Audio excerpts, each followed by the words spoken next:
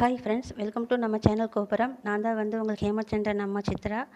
இப்போ நம்ம ஆடி 18ஆம் பெருக்கு பற்றி தான் ஃப்ரெண்ட்ஸ் பார்க்க போகிறோம். ஸோ அதுக்கு முன்னே நம்ம எல்லாருக்குமே அம்மன் அருள் எப்பவும் கிடைக்கணும்னு சொல்லிட்டு வேண்டிக்கலாம் ஃப்ரெண்ட்ஸ். ஸோ பெருக்கு என்பது ஆடி 18ஆம் நாள் தமிழக ஆறுகள் பெருக்கெடுத்து ஓடுவதை குறிக்கும் ஒரு பண்டிகையாகும். இந்த விழா காரணத்துக்கு நிறையா இருக்குது ஃப்ரெண்ட்ஸ். ஸோ நான் சிலவற்றை மட்டும் குறிக்கிறேன் ஃப்ரெண்ட்ஸ். தென்மேற்கு பருவத்தில் ஆற்றில் நீர்ப்பிடி இடங்களில் பெய்த மழையினால் ஆறுகளில் புதுப்புணல் பொங்கி வரும். இதனை தான் நம்ம ஆட்சிப்பெருக்கு என கூறுவோம். இந்த நாள் உழவர்கள் அனைவரும் இந்த நாளில் ரொம்ப நம்பிக்கையுடன் வானம் பார்த்து விதைப்பாங்க. நெல், கரும்பு முதலியவற்றை விதைத்தாதான் அவர்கள் தை மாதத்தில் அறுவடை செய்ய முடியும். அதுக்கு வற்றாத நதிகளை தங்கள் தெய்வமாக போற்றி மகிழ்ந்து பூஜைகள் படைகள்லாம் வச்ச பின் தான் உழவு வேலையை ஆரம்பிப்பாங்க. இதைத்தான் நம்ம முன்னோர்கள் ஆடிப்பட்டம் தேதி விதை என்று பழமொழியும் சொல்லி வச்சாங்க. ஆடி மாதம் நெல் விதைச்சா தை மாதம் அறுவடை பண்ணலாம் அப்படி சொல்லிட்டு. ஸோ இதுக்கு தேவையான மழைநீர் கிடைக்கணும், அது எப்போவுமே குறைவில்லாமல் கிடைக்கணும் அப்படி சொல்லிட்டு தான் இந்த மாதத்தில் ஆரம்பிப்பாங்க. அதுவும் இல்லாமல் பருவமழை ஆரம்பிக்கிற காலமும் இந்த ஆடி மாதம் தான். ஸோ இது நிறைய இருக்குது ஃப்ரெண்ட்ஸ். ஸோ அதனால் வேண்டி வணங்கி இந்த காவிரி தாயை வேண்டி தான் ஆடி ஆடி பெருக்கை கொண்டாடுறோம். இதோட இன்னொரு சிறப்பு என்னென்னா ஃப்ரெண்ட்ஸ், இந்த ஆடி மாதத்துல ஆடி தபசு அன்னைக்கு சிவபெருமான் பார்வதி தேவியாருக்கு ஸ்ரீ சங்கர நாராயணரா அவரோட அண்ணனும் சிவபெருமானும் சேர்ந்து காட்சியளித்த நாள் இன்னைக்கு. அதுக்கப்புறம்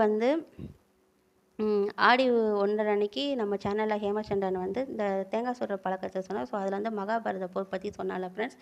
ஸோ அதோட குருஷேத்திர போர் முடிவுக்கு வந்த நாளும் இன்றைக்கி தான் இந்த தர்மம் ஜெயிச்ச நாள் அது இன்னைக்கு. அதுக்கப்புறம் மேலும் நம்ம குடும்ப பெண்கள்லாம் நதிக்கரைக்கு சென்று காவிரி தாயை வணங்கி நம்ம குடும்பம் நல்லாக்குன்னு சொல்லிட்டு மனமுருக வேண்டி வழிபடுவாங்க. அப்புறம் புதுமண தம்பதிகள் புதுக்கயிறு மாற்றுவாங்க. அப்புறம் கன்னி பெண்களும் பூஜைகள்லாம் பண்ணி வழிபட்டால் விரைவில் திருமணமாகும் என்பது நம்பிக்கை. அப்புறம் இந்த ஆடிப்பெருக்கில் நம்ம என்ன பண்ணாலுமே அது நல்லா நடக்கும் ஃப்ரெண்ட்ஸ். தொட்டது தொடங்கும். அதுக்கு தான் ஆடிப்பெருக்கை சொல்லி வச்சாங்க. அப்புறம் இந்த பண்டிகைலாம் நாட்காட்டி வச்சுலாம் கணக்கிட மாட்டாங்க ஃப்ரெண்ட்ஸ். விண்மீன்களும் கிழமைகளை வச்சு கணக்கிடுறாங்க. ஸோ நிறைய நல்லது நடக்குது ஃப்ரெண்ட்ஸ் இந்த ஆடி 18. மேலும் நதிகளுக்கும் கடலுக்கும் செல்ல முடியாதவங்க வீட்டிலே கூட சாமி கும்பிடலாம் ஃப்ரெண்ட்ஸ், பூஜைலாம் பண்ணி. இன்னொரு முக்கியமான விஷயம் என்னென்னா, நம்மள மாதிரி குடும்ப பெண்கள் தான் இதுக்கு எல்லாத்துக்குமே எடுத்துக்காட்டாக இருக்கும். நம்ம தான் குடும்பத்தோட ஆணிவேர். அதனால தான் நதிகளுக்கும் பெண்கள் பெயர் விட்டுருக்காங்க. ஸோ நம்மளை இந்த ஆடி 18ஓட சிறப்புகளை உணர்ந்து நம்மளை உயர்த்தி காட்டின நதிகளின் தாயை வணங்கி நம்ம எல்லாருமே வாழ்க்கையில் வளமோடும் செழிப்போடும் வாழணும் ஃப்ரெண்ட்ஸ் கண்டிப்பாக. So thank you friends. ஓகேங்களா?